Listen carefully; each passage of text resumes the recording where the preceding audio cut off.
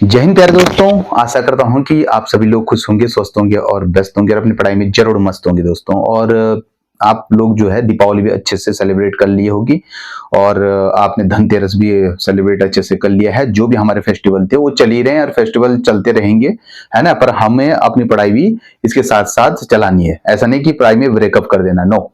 हमें लगातार कंटिन्यू बना रहना है और कंटिन्यूटी हमारे लिए एक बहुत महत्वपूर्ण चीज है।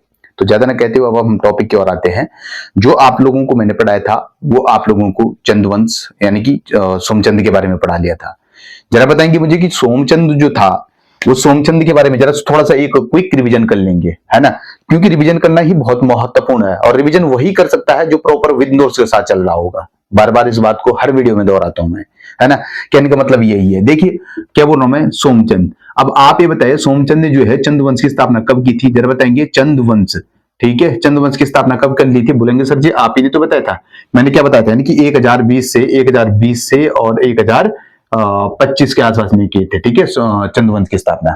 ठीक है, इसकी जो विवाह हुआ था सोमचंद का, वो विवाह किससे हुआ था? बोलेंगे सर जी जो विवाह हुआ था वो आपने बताया था कि ब्रह्मदेव की पुत्री है। ब्रह्मदेव, ब्रह्मदेव की कौन है? पुत्री थी, ठीक है।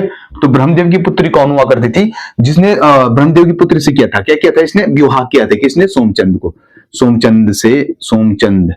अब आप ये बताएंगे गुरुजी आपने बताया था कि सोमचंद था 1020 से सॉरी 1025 के आसपास में था और विवाह किसका हुआ था? ब्रह्मदेव की पुत्री से हुआ था। किसका विवाह हुआ था? सोमचंद का। कहने का मतलब यही है। तो इसने जो है ब्रह्मदेव ने जो है इसको क्या दान में दे दिया था? तो इसने बोलेंगे, आप लोग बोलेंगे कि सर जी इसको दान में दिया गया था कोतवाली, है ना। कोतवाली दिया था या नहीं दिया था? बोलेंगे सर जी बिल्कुल दिया था। छावनी दे दिया था, छावनी दे दिया था, है ना। तो यही तो है सोमचंद। और सोमचंद ने जो है क्या किया था? 4 किलों का निर्माण किया था। कौन कौन से 4 किले थे वो? 4 किले, जिसे चाराल भी कहा जाता है। 4 किले कौन कौन से? तो बोलेंगे सर जी कारकी, कारकी, बोरा, बोरा, तड़ागी, तड़ागी और चौधरी, जिसे क्या कहा जाता है? चाराल भी कहा जाता था। याद रखना बड़ी प्यार से, है ना। क्विक रिवीजन कर रहा हूं मैं यहाँ पे। और इसने क्या किया था? पंचायती राज व्यवस्था का जनक किसको माना जाता है? कुमाऊं में पंचायती राज व्यवस्था का जनक किसको माना जाता है? बोलेंगे सर जी कुमाऊं में पंचायती राज व्यवस्था का जनक भी आपको सोमचंद को ही माना जाता है, ठीक है। और ये क्या करता था? डोडियों को क्या कर, डोटी राजाओं को क्या करता था? ये कर दिया करता था, यानी कि टैक्स जिसको बोलते हैं, क्या बोलते हैं? टैक्स, टैक्स दिया करता था ये, टैक्स, है ना। और इसके समय जो डोटी पर राज कर रहा था वो कौन था? बोलेंगे जयदेव मल था सर जी, जयदेव मल। अब पहला चंद्र डोटी राजा कौन हुआ करता था? तो बोलेंगे वामदेव, वामदेव बोलेंगे, ठीक है। तो अब कहने का मतलब यही है। ये सोमचंद के बारे में थोड़ा सा क्विक रिवीजन था और बाकी मैंने उसमें डाल रखा है, ठीक है, वीडियो में अपलोड कर रखा है। बाकी क्या किया था सोमचंद ने? अच्छा, श्यानों और बुढ़ों की नियुक्ति किसने की थी? तो सोमचंद ने की थी, है ना। तो ये बस थोड़ा सा क्विक रिवीजन था। अब बताएंगे जरा सोमचंद का जो उत्तराधिकारी था वो कौन था? कौन था सर जी? आत्मचंद, आत्मचंद, आत्मचंद था, ठीक है। आत्मचंद जब इसका उत्तराधिकारी था तो इसने कितने वर्षों, यानी कि 20 वर्षों लगभग इसने क्या किया था? राज किया था। तो जब 20 वर्ष इसने राज किया था तो इसका भी उत्तराधिकारी कौन था? आपका पूर्णचंद था, पूर्णचंद, ठीक है। पूर्णचंद था। इसका लगभग कब तक शासक चला? बोलेंगे 1066 से लेकर के 1084 तक। सर जी आप ही ने बताया था परसों वाले वीडियो में, बताया नहीं बताया, है ना। तो इस चीज को आपको एक रिवीजन कर लेना और आपको मैंने ऑलरेडी जो है इसको वीडियो में पढ़ा रखा है, ठीक है। ये थोड़ा हल्का सा रिवीजन था। इसके बाद जो आ जाते हैं इसका जो उत्तराधिकारी, किसका उत्तराधिकारी? यानी कि कहेंगे कि जो पूर्णचंद का उत्तराधिकारी कहीं ना कहीं जो रहा होगा वो कौन रहा होगा? इंद्रचंद रहा होगा। कौन सा शासक है? तो पहला तो सर जी आपने ये बोला सोमचंद, दूसरा आत्मचंद हो गया, तीसरा पूर्णचंद हो गया, नहीं कि चौथा। तो चौथा शासक पढ़ रहे हैं हम आज, करेक्ट? बोलेंगे करेक्ट है सर जी, ठीक है। कोई घबराने वाली बात नहीं है। ये थोड़ा सा क्विक रिवीजन जो है मैंने यहाँ पे आप लोगों को करवा दिया था, ठीक है। अब आप मुझे बताएंगे जो इंद्रचंद था वो कौन सा शासक था? सबसे पहले जो इंद्रचंद था यानी कि फोर्थ शासक, फोर्थ शासक। पहली बात तो आप ये याद में रखना, चौथा शासक हुआ करता था, है ना। इंद्रचंद, इंद्रचंद क्या होता था कि इसने क्या किया? बोलेंगे इंद्रचंद ने क्या किया? बोलेंगे सर जी जो चंद शासक इंद्रचंद था इसने जो है नेपाल के मार्ग से जो है वो तिब्बत के साथ व्यापार के संबंध स्थापित किए थे। पहला पॉइंट लिखेंगे इस चीज को। बोलेंगे सर जी बिल्कुल। और हाँ, आप लोगों को लास्ट में मैं क्विक रिवीजन करा दूंगा सारे उत्तराखंड के जितने भी राज्यपाल रहे होंगे उनसे संबंधित, राज्यपाल से संबंधित जो भी प्रावधान होंगे वो सब बता दूंगा। आप वीडियो को स्किप मत करना, धीरे धीरे हमने कुछ न कुछ मैं अब लास्ट में बता दूंगा आप लोगों को, है ना। वो भी हमारे लिए एक रिवीजन हो जाएगा वो, कहने का मतलब यही है, ठीक है। तो बोलेंगे इंद्रचंद। गुरुजी जो इंद्रचंद था इसने क्या किया था, बोलेंगे इंद्रचंद चौथा, लिखेंगे यहाँ पे चौथा, चौथा शासक है ना, चौथा शासक इंद्रचंद। अभी मत बोलना, थोड़ा आज फास्ट चल रहा हूं, ठीक है। इंद्रचंद, कुछ और भी बताना मैंने लास्ट में आप लोगों को, ठीक है। इंद्रचंद था जिसने,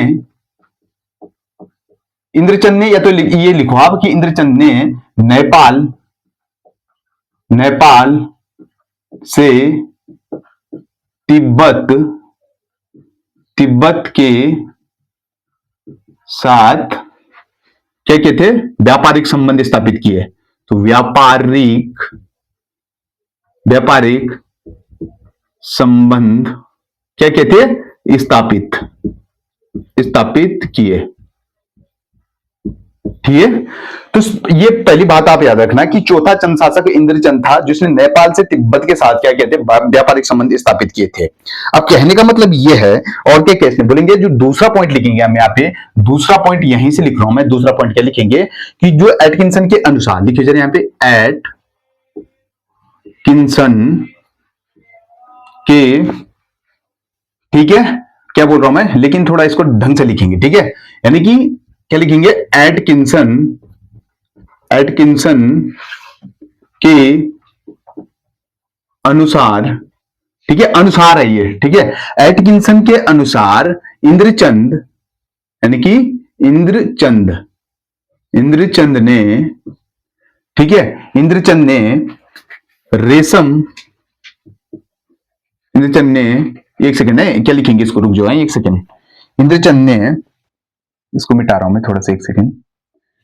इंद्रचंद ने रेशम, रेशम का, रेशम का,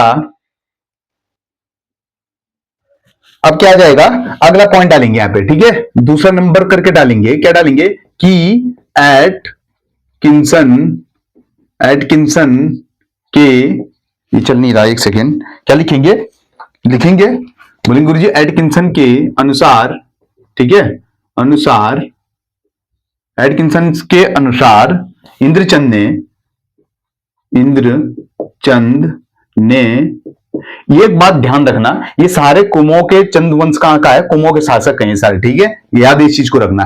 एटकिंसन के अनुसार इंद्रचंद ने रेशम के उत्पादन, लिखेंगे रेशम के उत्पादन, उत्पादन तथा रेशमी, रेशम के वस्त्र, वस्त्र का कार्य, कार्य प्रारंभ किया, प्रारंभ किया। अब मुझे इधर एक बात बताएंगे कि रेशम, मैंने पढ़ा रखा है इस चीज को, ऑलरेडी पढ़ा रखा है अगली वीडियो में, है ना। जो भी साथीगण और जो भी भाई, जो भी बहनें जो उस चीज को अच्छे से रिवाइज कर रहे होंगे, तो जरूर मैंने पढ़ा रखा था। तो क्या पढ़ा है कि कुषाण शासक हुआ करता था जिसकी कुषाणकालीन मुद्राएं कहां से मिली थी, बोलेंगे सर जी वो कुषाणकालीन मुद्राएं बताए थे आपने, वीरभद्र, वीरभद्र, वीरभद्र, मोरध्वज, मोरध्वज, वीरभद्र से बताई थी, मोरध्वज से बताई थी, ठीक है, और वीरभद्र और गोविशाण, ठीक है, गोविशाण, गोविशाण। अब गोविशाण की खोज किसने की थी, गोविशाण की खोज किसने की थी, बोलेंगे सर जी जो गोविशाण है ना, गोविशाण चल नहीं रहा, गोविशाण की खोज वो आपके 1960 में किसने की थी, बोलेंगे सर जी गोविशाण की खोज 1960 में केपी नौटियाल बताया था आपने, केपी NAUTIYAL, नौटियाल ने बताया था, बताया था कि नहीं बताया था। और क्या होता है कि रेशम के उत्पादन को कंट्रोल किसने किया था, तो इसका एक सेकेंड, जो कुषाण वंश, थोड़ा रिवाइज भी हो जाता है ना, कुषाण वंश, कुषाण वंश के सबसे सबसे शक्तिशाली शासक, तो शक्तिशाली शासक कौन हुआ करते थे, बोलेंगे कनिष्क, कनिष्क। और कनिष्क ने क्या किया था, रेशम के, रेशम को क्या किया था, कंट्रोल किया था, कंट्रोल किया था, यानी कि उसने क्या किया था, रेशम को क्या किया था, कंट्रोल किया था अपने पक्ष में, कि मुझे है रेशम को, कुछ नहीं रखेंगे, याद है ना, मैंने क्या बताया था कि वीरभद्र गोविशाण की जो मुद्राएं मिली थी, ठीक है, गोविशाण में, तो किसी वीरभद्र था, मोरध्वज, और वीरभद्र कहां का नाम बताया था मैंने, बोलेंगे सर जी ये आपका ऋषिकेश का नाम है, और ये मोर ध्वज आपके गढ़वाल गद्वार कोटद्वार है, कुमाऊं का द्वार कौन सा है आपका, काठगोदाम, ठीक है। और गोविषाण की खोज किसने की, गोविषाण काशीपुर का नाम है। तो 1960 में केपी नोटियाल बताया था मैंने आपको। और कुषाणकालीन वंश की सबसे शक्तिशाली शासक कनिष्क माना जाता है, जिसने क्या किया था, ये रेशम का मार्ग को क्या किया था, कंट्रोल किया था। और इसने रेशम के मार्ग को क्या किया था, रेशम मार्गों को क्या किया था, दोबारा कार्य प्रारंभ किया। कुछ याद आ रहा होगा, जरूर आ रहा होगा। और कनिष्क का जो उत्तराधिकारी बताया था मैंने आपको, जरा बताएंगे। कनिष्क का उत्तराधिकारी यानी कि उत्तराधिकारी किसको बताया था, होविस्को को बताया था। किसको बताया था, होविस्को। और होविस्क ने क्या किया था, मुनि की रेती से क्या किया था, मुनि की रेती से ने 1972 के आसपास में क्या किया था, बोलेंगे सर जी, मुनि की रेती से 1972 में इसने क्या किया, मुद्राएं, कितनी मुद्राएं जो है वो प्राप्त की थी, यानी कि 1972 में बताया था। आप लोगों को जरा रिवाइज करिएगा तो सब कुछ वहां मैंने आप लोगों को ऑलरेडी पढ़ा रखा है, ठीक है। तो ये थोड़ा सा क्विक रिवीजन हो गया था कि क्योंकि हमें कनिष्क से याद आया था, हमें किससे याद आया था, रेशम के उत्पादन से याद आया था, है ना। तो बस क्विक रिवीजन करेंगे और इसके बाद क्लास आप लोगों के बीच में कंटिन्यू रहेगी, कोई इधर उधर नहीं होगी क्लास। आप लोग जरूर ध्यान रखना उस चीज का, ठीक है। क्विक रिवीजन भी हो रहा है, ठीक है। एटकिंसन के अनुसार इंद्रचंद ने रेशम के मार्ग और रेशम के वस्त्र को कार्य प्रारंभ किया था, एक चीज। अब क्या किया था इसने, क्या किया था, इंद्रचंद ने बड़ा दिमागदार बंदा हुआ करता था ये, क्यों, इसने ये किया कि इसके रंग को पक्का, रेशमी वस्त्रों के रंग को पक्का करने के लिए कुमों में झूठी खबर फैला दी। देखेंगे यहाँ पे अगला पॉइंट बना के कि रेशम के वस्त्रों के रंग को पक्का करने के लिए, ठीक है, रेशमी वस्त्रों के रंग को मतलब पक्का करने के लिए क्या कहता, कुमो में बाकी बात कुमो की है, ये आपका चंद शासक लिखना है इसको, ठीक, चंद शासक कहां के, ये सारे कुमो के हैं ये, ठीक है, इस बात को ध्यान रखना अपना। तो कुमो क्या बोलोगे, रेशम के वस्त्रों के रंग को पक्का करने के लिए कुमो में क्या फैलाई थी, झूठी खबरें, झूठी खबर, ठीक है, झूठी खबर फैलाई। क्या फैलाई थी, तो बोलेंगे झूठी खबर ये फैलाई थी जिसको क्या बोला जाता है, पटरंगावली, जिसको किस नाम से जाना जाता है, तो लिखेंगे यहाँ पे पटरंगावली, ठीक है। इंपॉर्टेंट है किसका, जो झूठी खबर, अब क्वेश्चन आएगा कि इंद्रचंद ने जो है कुमो में वस्त्रों को पक्का करने के लिए एक झूठी खबर फैलाई थी, जिसको क्या बोला गया था, तो पटरंगावली बोला गया था, याद रहेगा। अब ये क्या ना, बड़ा घमंडी टाइप का आदमी था, ये बड़ा एटीट्यूड रखता है, अपने आप को ना इंद्र के समान समझता था, भगवान जो इंद्रदेव नहीं था उसके समान समझता था। लिखेंगे थोड़ा घमंडी था ये। तीसरा पॉइंट बना के लिखेंगे, क्या लिखेंगे, घमंडी था, ठीक है। खुद को क्या समझता था, लिखेंगे जरा दूसरे से लिख रहा हूं मैं, ठीक है। खुद को क्या समझता था, यानी कि खुद को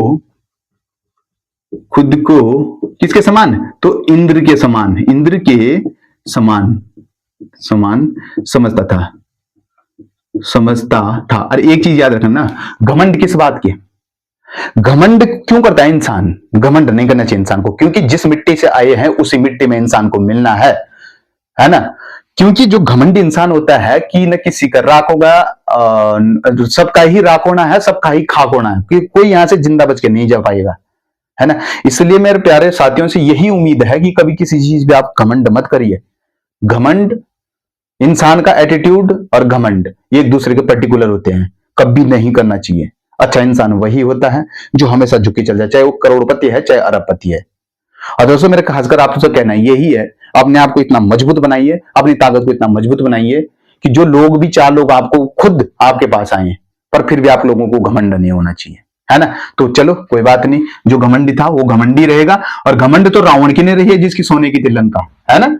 भगवान राम की तो घास की थी झोपड़ी। और सच्चाई के लिए, सच्चाई की हमेशा जीत होती है।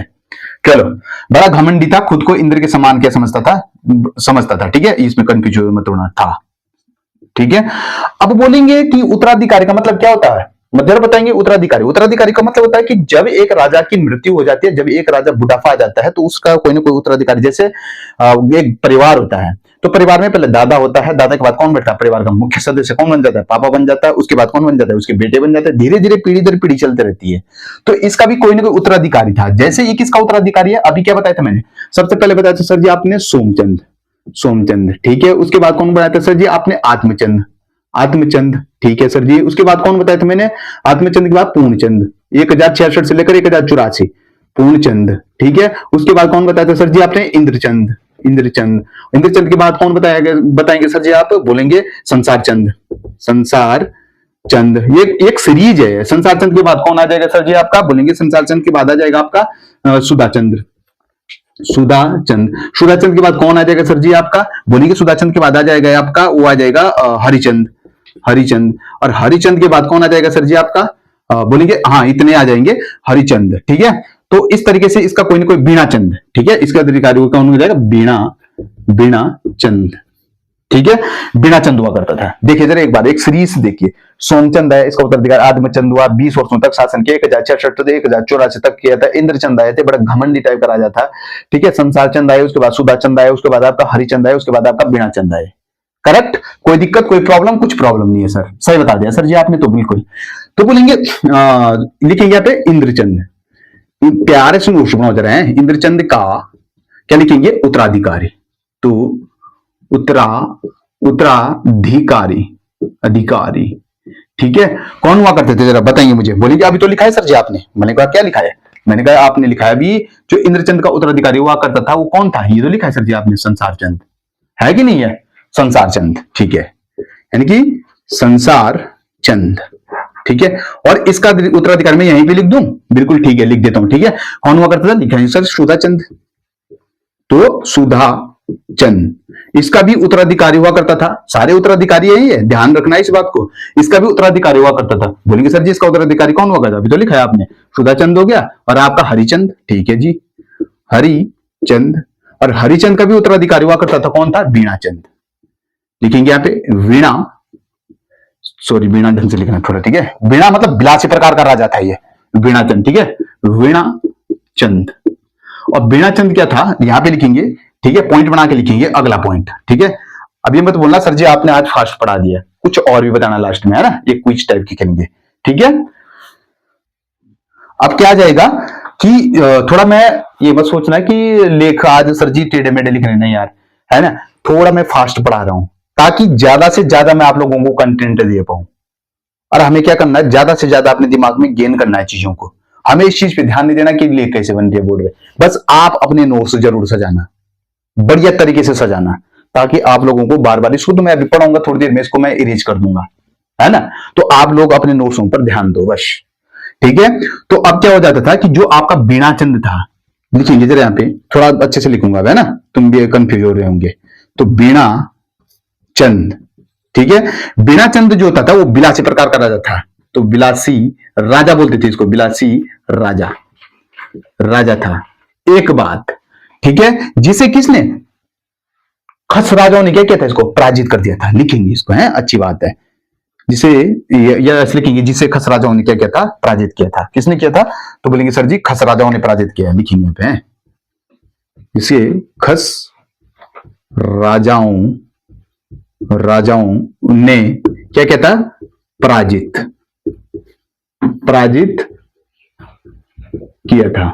बहुत बड़े सर, खस राजाओं ने क्या किया था? इसको पराजित किया था। तो बीणाचंद का भी उत्तराधिकारी हुआ करता था एक राजा। बोलेंगे कौन सा राजा हुआ करता था? वीरचंद। ठीक है, वीणाचंद का उत्तराधिकारी, इसका क्या कहते थे? उत्तराधिकारी। इसको भी लिख दो उत्तराधिकारी। इसका उत्तराधिकारी कौन था? बोलेंगे इसका जो उत्तराधिकारी था। ठीक है, बात चल रही है कुमाऊं की, कोई दिक्कत वाली बात नहीं है। तो क्या होता है कि इसका उत्तराधिकारी कौन हुआ करता है? वीरचंद। वीरचंद। और वीरचंद ने क्या किया? बोलेंगे सर जी जो वीरचंद था, तो वीरचंद ने क्या किया? बोलेंगे वीरचंद ने जो है खस राजाओं को क्या कर दिया था? फिर से पराजित कर दिया था। तो लिखेंगे पे खस राजाओं को, ये भी बड़ा खतरनाक था। खस राजाओं ने क्या किया था? पराजित, खस राजाओं को पराजित कर दिया था। ये लिखेंगे खस राजाओं को क्या क्या लिखेंगे? खस राजाओं को पराजित किया था। ठीक है, खस राजाओं को क्या कहता है? इसने पराजित किया था। और पुनः क्या कर देता है इसने? पुनः मतलब शासक किया था। पुनः दोबारा क्या किया था? इसने शासन किया था। लिखेंगे पुनः, यानी कि पुनः क्या कहता है? शासन। अब इसकी मृत्यु हो जाती है। किसकी? ऐसा तो है ना जो जिंदा रहेगा हमेशा। तो इसकी मृत्यु हो जाती है किसकी? वीरचंद। तो लिखेंगे यहाँ पे, मैं अपने से लिख रहा हूं बना के, है ना? वीरचंद की, ऐसे लिखना आप, मृत्यु। मृत्यु कब हुई थी इसकी मृत्यु? बोलेंगे सर जी जो इसकी मृत्यु हो जाती है तो 1206 में हुई थी। कब हुई थी? लिखिए जरा यहाँ पे 1206 में, 1206 में, ठीक है। 1206 में अब इसका भी कोई ना कोई उत्तराधिकारी रहा होगा, तो उत्तराधिकारी कौन रहा होगा इसका? तो बोलेंगे सर जी जो इसका उत्तराधिकारी रहा था वो कहीं ना कहीं आपका कौन रहा होगा? वो रहा था नरचंद, है ना? नरचंद, तो नरचंद रहा था इसका उत्तराधिकारी। लिखेंगे उत्तराधिकारी, तो कौन हुआ करता था? ऐसे लिखूंगा मैं उत्तराधिकारी, आपको पता ही है, ये चीज मैं यहाँ पे लिख लेना आप। तो कौन हुआ करता? नरचंद, नरचंद। और नरचंद ने क्या किया था? यानी कि नरचंद ने 1236 के आसपास में क्या किया था? राज किया था। तो लिखेंगे 1236 में राज किया था, या फिर आप लिखेंगे शासन लिखेंगे, या फिर गद्दी पर बैठ गया था, ये भी लिख सकते हैं आप, कुछ भी लिख सकते हैं ना कि गद्दी, ठीक है, मैं गद्दी लिख देता हूं, गद्दी पर बैठा था, बैठा था। एक बार क्विक रिवीजन कर लेता हूं मैं आप लोगों के बीच में, है ना? ये तो हो गया पूरा। तो ये थे इंद्रचंद के काल, मतलब कार्य, जो उसका कार्य रहा, जो उसका शासन रहा, है ना?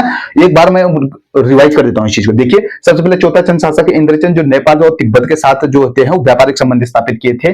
और इंद्रचंद एटकिंसन के अनुसार जो है, इंद्रचंद ने क्या किया था? रेशमी वस्त्र और वो रेशम के उत्पादन और रेशमी वस्त्रों का कार्य जो होता है वो प्रारंभ कर दिया था।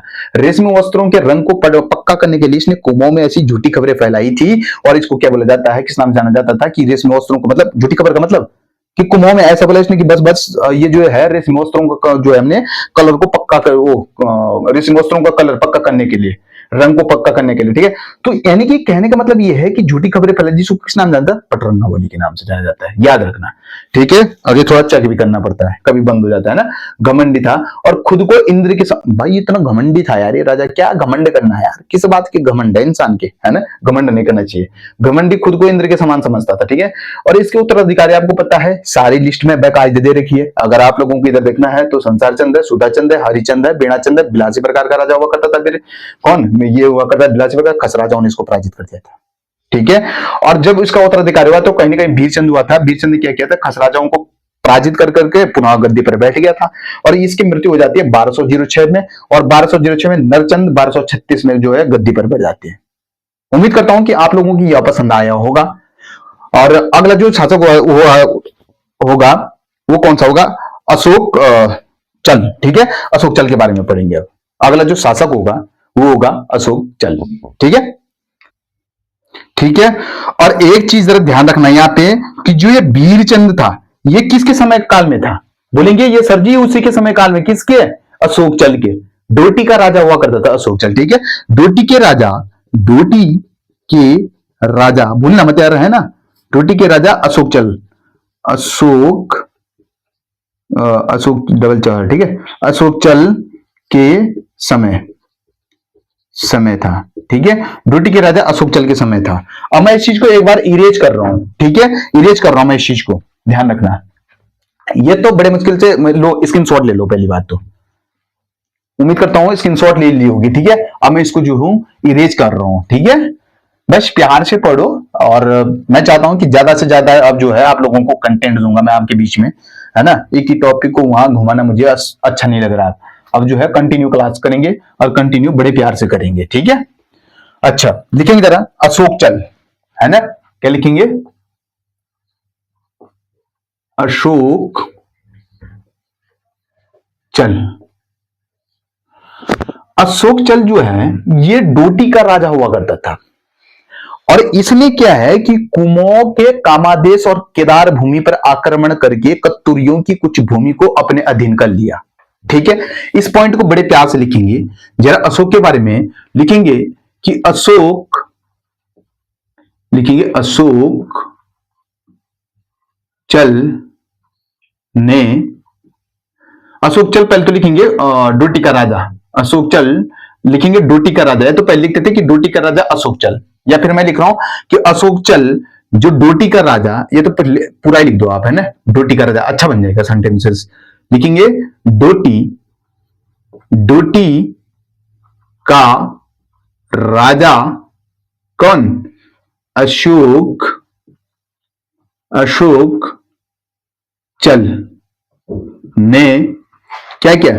डोटी का राजा अशोक चल कामादेश, कामादेश वे कुमो, कुमो, ठीक है, ऊ है, ठीक है, ध्यान रखना, कुमो तथा, तथा केदार, केदार भूमि, भूमि, केदार की भूमि पर क्या क्या था, आक्रमण, ठीक है, केदार की भूमि पर आक्रमण, आक्रमण करके, ठीक है, कत्तुरियों की, कत्तुरियों, कत्तुरियों का साथ कब से कब तक चला, 1050 से सर नहीं 700 ईसा पूर्व से सर 1050 तक, बसंत देव जिसके संस्थापक फाउंडर माना जाता था, उसके बाद निम्बर देव, उसके बाद ललित शूरदेव, षोडशादित्य, सारा पढ़ा रखा है ना। तो लिखेंगे आक्रमण, आप बस नोट्स पढ़ो और अच्छे से रिवाइज करो, उम्मीद ये आप लोगों से, ठीक है। अच्छा क्या लिखेंगे, आक्रमण करके कत्तुरियों के कुछ भाग को, कुछ भाग, भाग को क्या कर लिया, अपने अधीन कर लिया था, अपने अधीन, ठीक है, अधीन कर लिया, कर लिया, ठीक है, अपने अधीन कर लिया था। ये इतना खतरनाक राजा था, ठीक है। इसने क्या किया, सोचा इसने, किसने, अशोकचल ने, कि गोटियों का एक राजा था अशोकचल, और इसने किया कि कुमो और क्या किया था, कामादेश, कुमो तथा केदार की भूमि पर आक्रमण किया था इसने, और आक्रमण करके इसने क्या किया था, कत्तुरियों के कुछ भागों को अपने अधीन कर लिया था, ठीक है। और इसकी जानकारी हमें कहां से प्राप्त हो जाएगी, लिखेंगे जरा, जानकारी तो कहीं ना कहीं से प्राप्त होगी, है ना। तो इसकी जानकारी, तो लिखेंगे इसकी, इसकी जानकारी, जानकारी प्राप्त, कहां से मिलती है इसकी जानकारी, बोलेंगे सर जी इसकी जो जानकारी मिली वो गोपेश्वर के त्रिशूल लेख, यानी कि गोपेश्वर, लिखेंगे गोपेश्वर, गोपेश्वर का त्रिशूल लेख कहां है, कितने नागराजों, कितने नागों का वो मिला था, यहाँ पे वंशज मिले थे, जरा बताएंगे, सब कुछ पढ़ा रखा मैंने।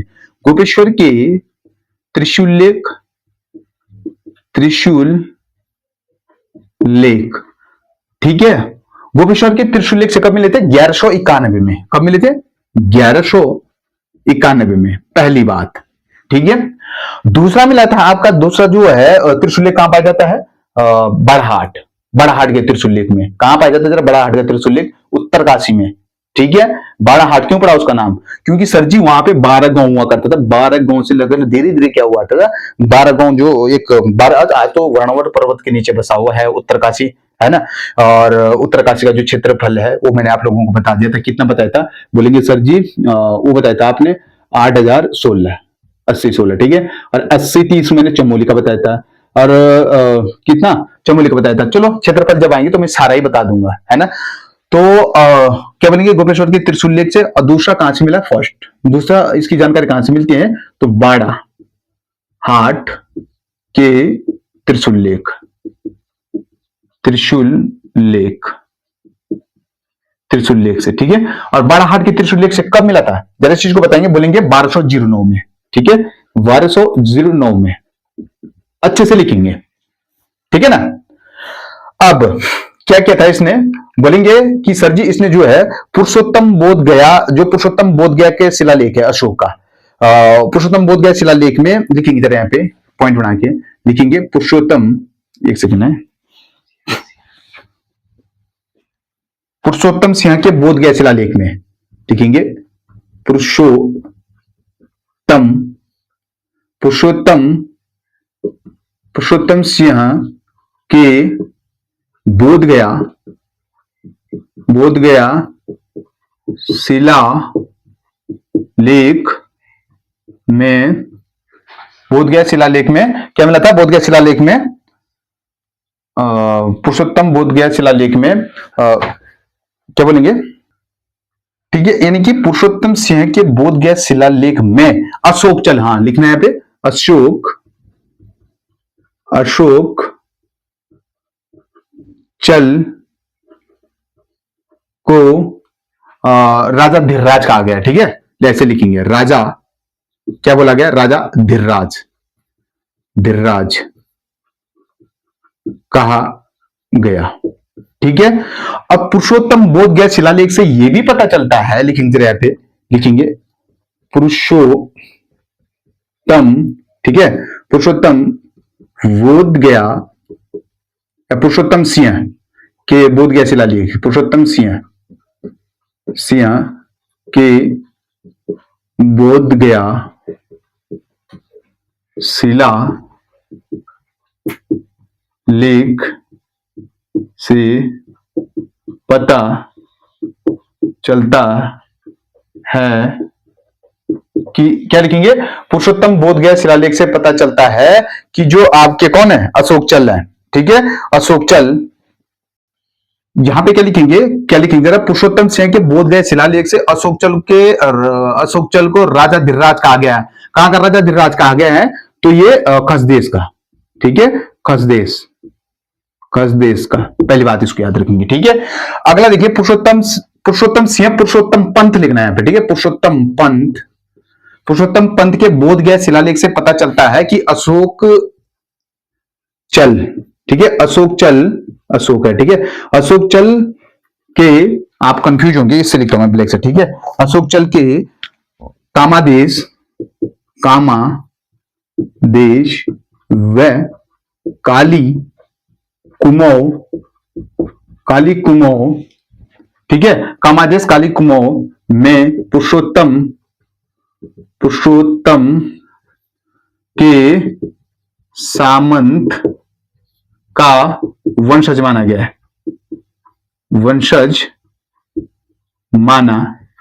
गया है, ठीक है, इस चीज को आप याद रखना। ठीक है ना, याद रखना। अब एक पॉइंट और बना के चलेंगे, यहां पे वो बना के चलेंगे, इंपॉर्टेंट करके चलेंगे कि जो गोपेश्वर है आपका, ठीक है, गोपेश्वर, वही गोपेश्वर जहां पे त्रिशूल लेख में, ठीक है, गोपेश्वर के त्रिशूल लेख है, या तो ऐसे लिखेंगे त्रिशूल लेख या गोपेश्वर के लेख। ठीक है, गोपेश्वर के त्रिशूल लेख में, ठीक है, गोपेश्वर के त्रिशूल लेख में अशोक चल को क्या बताया गया था, अशोक चल को गौड़ वंश वैरात कुल गौड़ वंश और बैरात कुल में दुल्लू का निवासी और दुल्लू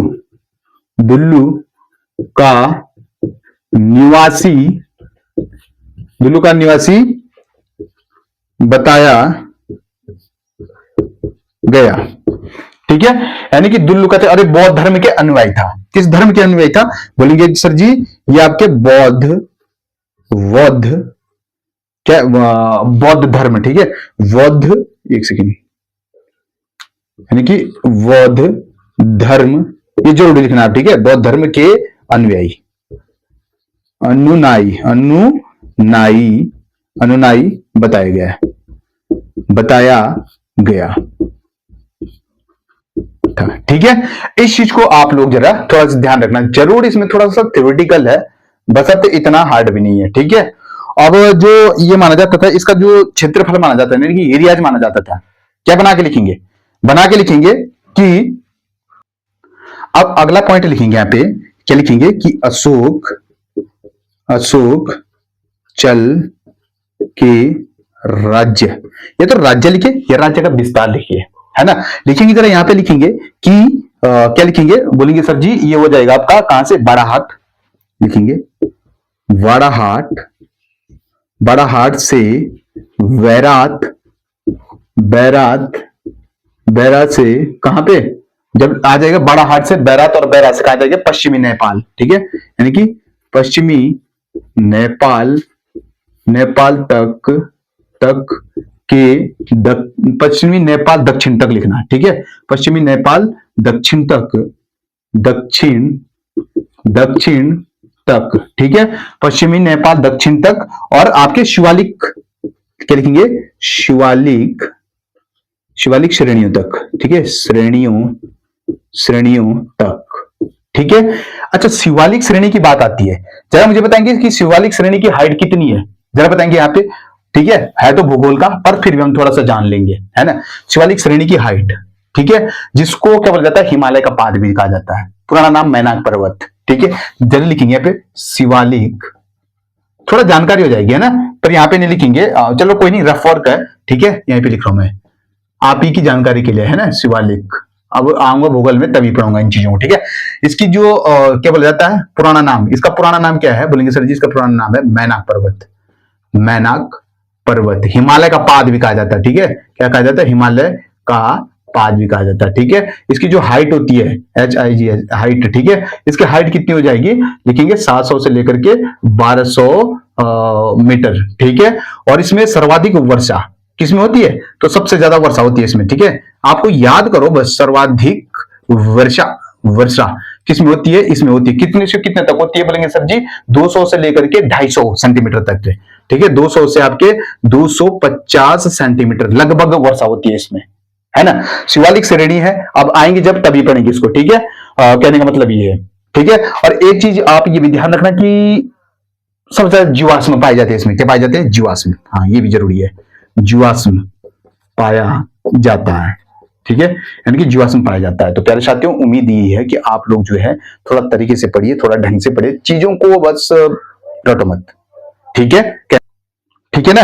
और बाकी तो आप लोगों को यहीं पे समाप्त होती है वीडियो, पर अब जो थोड़ा राज्यपाल पढ़े। और एक चीज और लिख देना यहाँ पे कि ग्रीष्मकालीन शीतोष्ण की जलवायु पाई जाती है, आप लोग डाल देना इसको, ठीक है। ग्रीष्मकालीन शीतोष्ण जलवायु कुछ नहीं है, शिवालिक श्रेणी है मैनाक पर्वत का। जब इनको ट्रांस हिमालय जो आपके जो है ना, इनको सपनों ट्रांस हिमालय हो गया, बृहत हिमालय हो गया, सारे जब इनको पढ़ाऊंगा भूगोल में, तब जाके हम इस चीज को अच्छे से रिवाइज करेंगे, अच्छे से कवर करेंगे, ठीक है। फिलहाल बड़ा बड़ा बताया था मैंने, क्यों? क्योंकि यहाँ पे आ जाएगा आपका क्या आया था, एक शिवालिक श्रेणियों तक जो है वो अशोक चल के राज्य का विस्तार है ना। तो इस चीज को जरा आप ध्यान से समझना। बाकी तो मुझे लग नहीं रहा इसमें कुछ बचा होगा, एक बार क्विक रिवीजन कर लेते हैं इसमें आप लोगों के बीच में। देखिए, सबसे पहले डोटी का राजा हुआ करता था, ठीक है। और इसको क्या बोलते हैं? अशोक चल को कामादेश और कालीकुमा पर केदार भूमि पर आक्रमण के कत्तरियों के कुछ भाग को अपने अधिकार में कर लिया था, पहले बात। दूसरी बात है, इसकी जानकारी प्राप्त गोपेश्वर के त्रिशूल लेख से मिली थी 1191 में, बाकी बार बारात के त्रिशूल में से मिली थी 1209 में, ठीक है। क्या बोलते हैं? पुरुषोत्तम सिंह के बोधगया शिलालेख से पता चलता है कि अशोक चल को राजा धीरराज कहा गया है, और ये कहां का था? खस देश का हुआ करता था, ठीक है।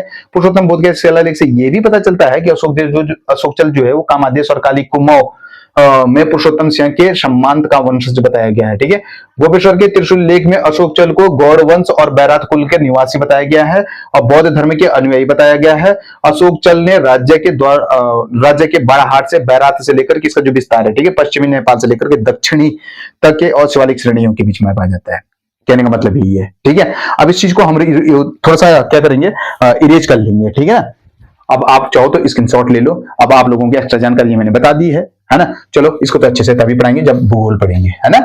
तो अब मैं इसको जरा थोड़ा इरेज कर रहा हूं, ठीक है। हो सकता है वीडियो लंबी जा रही होगी, पर ऐसा कुछ नहीं है। आप एक इम्तिहान से पढ़ते रहिए, अच्छे से पढ़ते रहिए, और क्विक रिवीजन जरूर करिए। जब मैं नेक्स्ट वीडियो में आता हूं तो आप लोग जरूर वो करिए, ठीक है। बात करते हैं जरा थोड़ा सा आज क्या देने वाला हूं मैं आप लोगों को, वो चीज समझना है, ठीक है।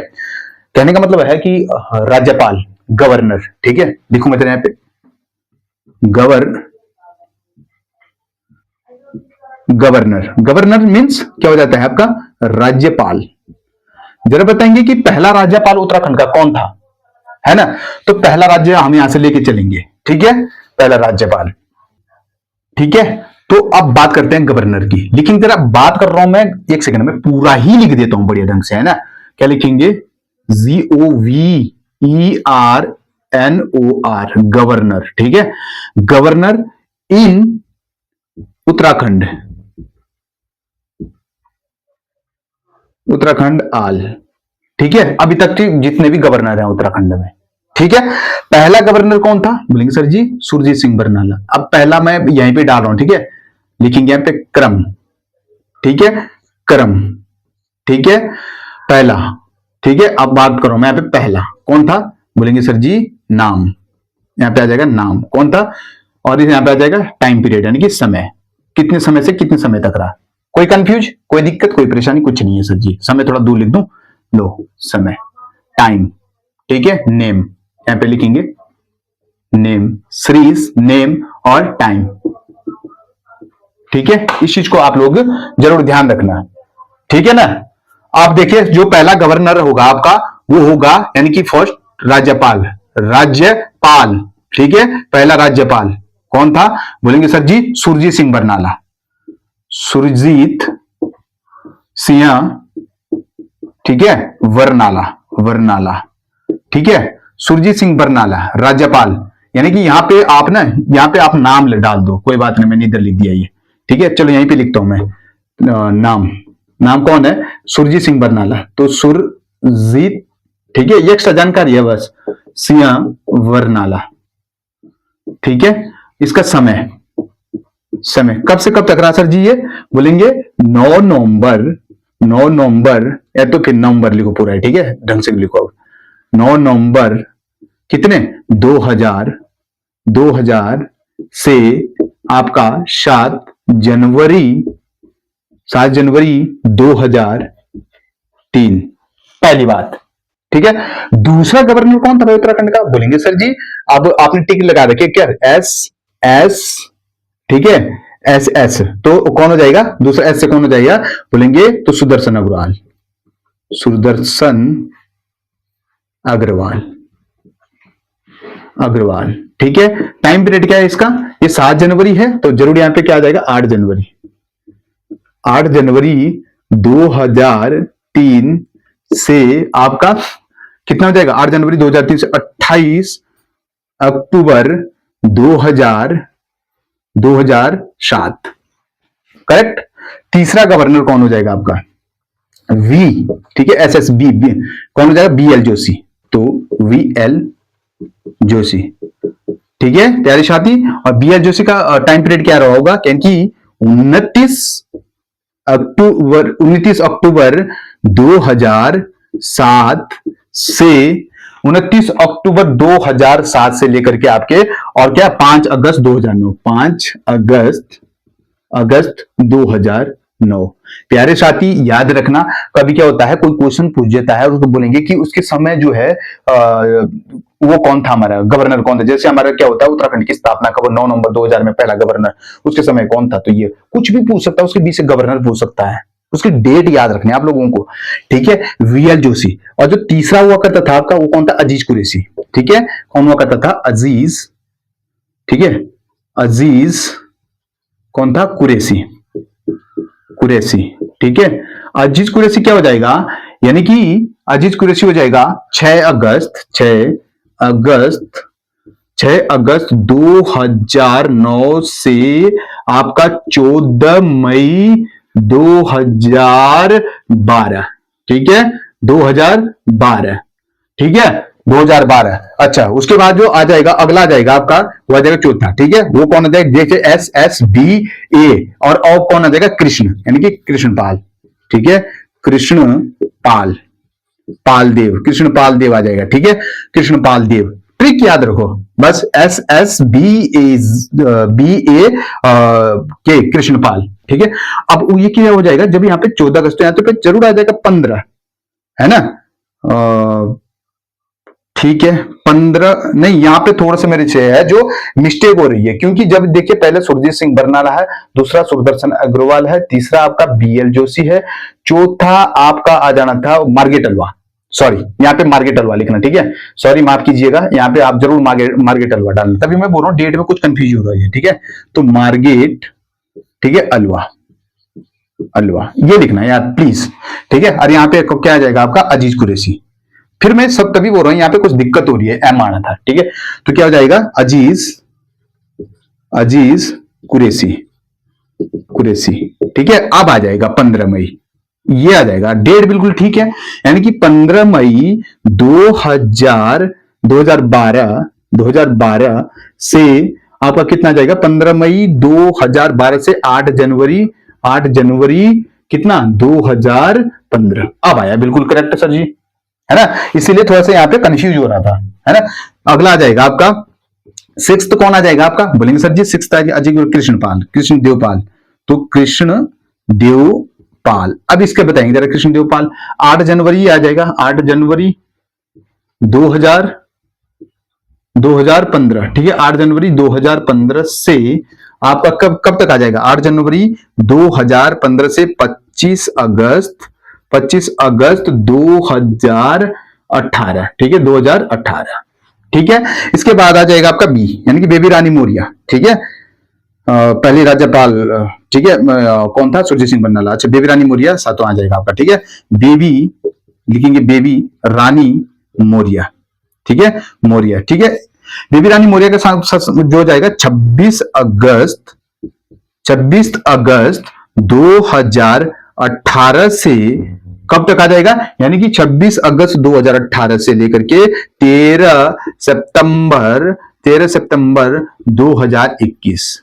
ठीक है, सही हो जाएगा। यहां पे आ जाएगा आपका गुरमीत, यानी कि जी, तो गुरमीत जी आ जाएंगे। ठीक है, गुरमीत जी आ जाएंगे, तो गुरमीत लिखेंगे यहां पे गुरमीत सिंह। ठीक है, यानी कि गुरमीत सिंह।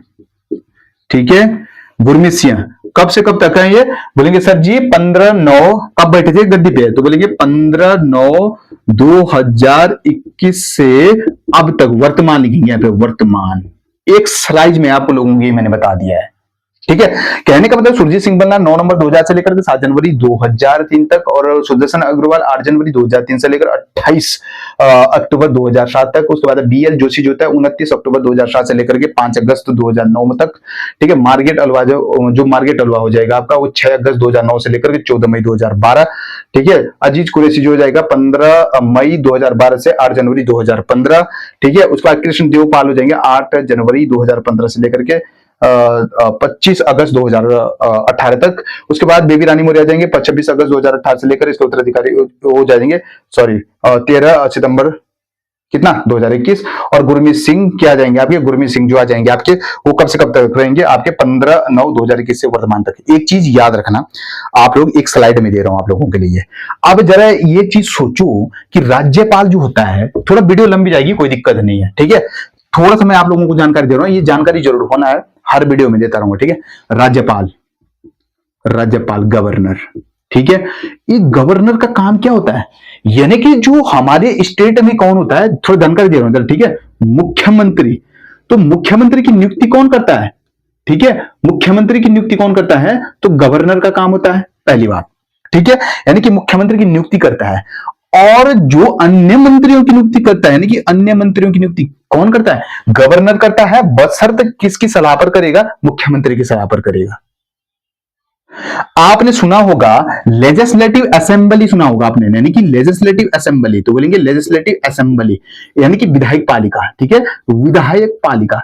तो विधायक पालिका जब इसमें बजट पारित होता है विधायक पालिका में, तो बिना राज्यपाल के बजट पारित नहीं होता है, राज्यपाल की ही सलाह पर बजट पारित होता है, यानी कि गवर्नर के लेसन, जो आपका लेजिस्लेटिव असेंबली है, जो आपका गवर्नर है, जब बजट पारित होता है तो आपके किसके क्या बोलते हैं, गवर्नर के द्वारा होता है।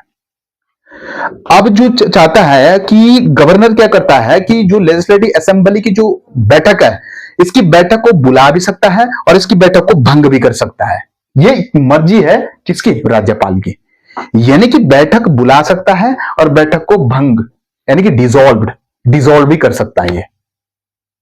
ये पावर होती है राज्यपाल, जिस तरीके से राष्ट्रपति की पावर होती है। अच्छा, इसमें अध्यादेश, जैसे राष्ट्रपति में अध्यादेश जारी करने की शक्ति 123 में है, यानी कि राष्ट्रपति के पास कितना है, 123 में। ठीक है, तो यहां पे इसके पास अध्यादेश जारी करने की, यानी कि स्टेट की अध्यादेश जारी लगा सकता है, ये कर सकता है, लेकिन किस आर्टिकल के तहत, तो बोलिए 213। ठीक है, सॉरी 213। ठीक है, 213 के तहत ये अध्यादेश जारी कर सकता है।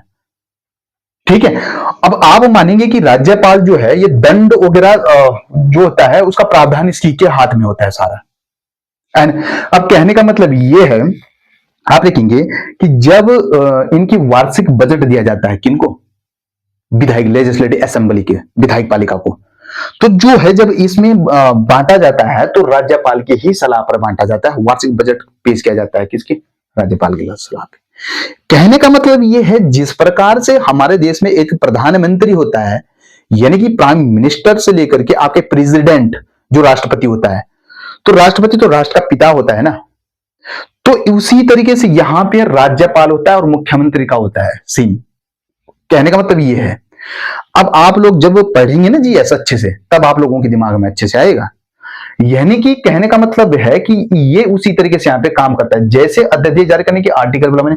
अच्छा, राज्यपाल, प्रत्येक राज्य के लिए एक राज्यपाल है, ये किस अनुच्छेद में है, तो बोलेंगे सर जी 153 में दिखा गया साफ साफ, यानी कि 153 में क्या लिखा गया कि प्रत्येक राज्य के लिए क्या होगा, प्रत्येक राज्य के लिए एक क्या होगा, राज्यपाल होगा, राज्यपाल। है कि नहीं है। और 154 में क्या बोला गया, यानी कि 154 में क्या बोला कि राज्यपाल की शक्तियां जो होती है वो राज्यपाल में निहित तो होती है 154 में। ठीक है, राज्यपाल की जो शक्तियां होती हैं वो किस में निहित होती है, तो बोलेंगे सर जी राज्यपाल में ही निहित होती है। कहने का मतलब ये है मेरा। ठीक है, अब क्या होता है कि इसकी देखो राज्यपाल की नियुक्ति कौन करता है, तो राज्यपाल। अब देखिए मत बोला कि मुख्यमंत्री कर देता है, गलत, मुख्यमंत्री नहीं करता है। मुख्यमंत्री की नियुक्ति राज्यपाल कर देगा, करता है, लेकिन मुख्यमंत्री राज्यपाल की नियुक्ति नहीं करता है। इसकी नियुक्ति जो होती है वो आपके प्रेसिडेंट के तहत होती है, यानी कि राष्ट्रपति, राष्ट्रपति, राष्ट्रपति के तहत इसकी क्या हो जाती है, नियुक्ति होती है। ठीक है, याद रखना इसकी नियुक्ति ऐसे नहीं होती है। तो ये आर्टिकल 1 लिखेंगे, आर्टिकल किस आर्टिकल के तहत है सर जी, ये 155 के तहत है। ठीक है, 155 में है, समझो बात को। ठीक है, और 156 में जरा बताएंगे 156 में क्या है, बोलेंगे सर जी 156 में जो राज्यपाल है, यानी कि राज्यपाल, यानी कि राज्यपाल है वो कार्यपालिका की, राज्यपाल की कार्यपालिका की कार्य, यानी कि कार्यपालिका। ठीक है, लिखेंगे यहाँ पे क्या लिखेंगे, कार्यपालिका। ठीक है, और 157 की अगर मैं बात करूं तो 157, तो 157 में क्या लिखेंगे यहाँ पे, 157 में लिखेंगे यहाँ पे राज्यपाल बनाने की योग्यताएं, यानी कि इसकी योग्यताएं, योग्यताएं इस तरीके से लिखेंगे इसकी योग्यताएं। अगर मैं बात करूं 158 की, तो 158 में क्या हो जाएगा, यानी कि राज्यपाल के वेतन, और लिखेंगे वेतन, और वेतन हो जाएंगे इसके, और क्या हो जाएंगे इसके, व्यापार, व्यापार। ठीक है, इस तरीके से हो जाएंगी, यानी कि 157 में योग्यताएं हो जाएंगी, 158 में इसके वेतन व्यापार संबंधी हो जाएंगी, 156 में इसके क्या हो जाएंगे, राज्यपाल के कार्य हो जाएंगे। ठीक है, खैर बहुत बड़ा जाएगा चैप्टर अगर मैं पढ़ाना चाहूं इस चीज को, लेकिन लंबा जाएगा थोड़ा सा। ठीक है, 158 में हो गया, तो 159 में भी हम यहाँ पे लिख देंगे, क्या लिखेंगे इसमें, विशेष प्रकार के प्रबंधन। ठीक है, क्या हो जाएंगे, विशेष प्रकार के प्रबंधन हो जाएंगे किसमें, 100, और 158, 159 और 160। ठीक है, ये जरूर लिखना, 160, 160 में क्या हो जाएंगे, विशेष प्रकार के प्रबंधन। ठीक है, 159 में नहीं है, 160 में विशेष प्रकार के प्रबंधन, यानी कि विशेष प्रकार के क्या हो जाएंगे, प्रबंधन। ठीक है, और 161 में क्या हो जाएगा आपका, 161 में राज्य के जो दंड वगैरह है उसको क्षमा कर सकता है, उसको अपने हिसाब से करते हैं। ठीक है, दंड, दंड, दंड हो गया, दंड। ठीक है, और 162 में क्या लिखेंगे, 162 में जरा लिखेंगे यहाँ पे, 162 में लिखेंगे राज्य के कार्यपालिका की शक्ति, लिखेंगे राज्य की कार्यपालिका की शक्ति, शक्ति। खैर बहुत लंबा जा रहा है ना। अब एक चीज बताओ, अगर 160 में, तो राष्ट्रपति का 60 में क्या है, आर्टिकल 60 में क्या है, और राष्ट्रपति 61 में क्या है, चलो मुझे बताएंगे राष्ट्रपति का। बोलेंगे सर जी राष्ट्रपति का जो 60 में वो है शपथ, शपथ। ठीक है, और जो 61 में है वो क्या, वो जाएगा आपका महाभियोग, महाभियोग, और महाभियोग मतलब इम्पीचमेंट, शपथ मतलब ओथ, महाभियोग मतलब इम्पीचमेंट, है ना। बड़ा लंबा चौड़ा जाएगा, कहने का मतलब यही है। जब मैं इस चीज को पढ़ाऊंगा जीएस में तो अच्छे से पढ़ूंगा, लेकिन अपने राज्यपाल आप जरूर याद रखना, है ना।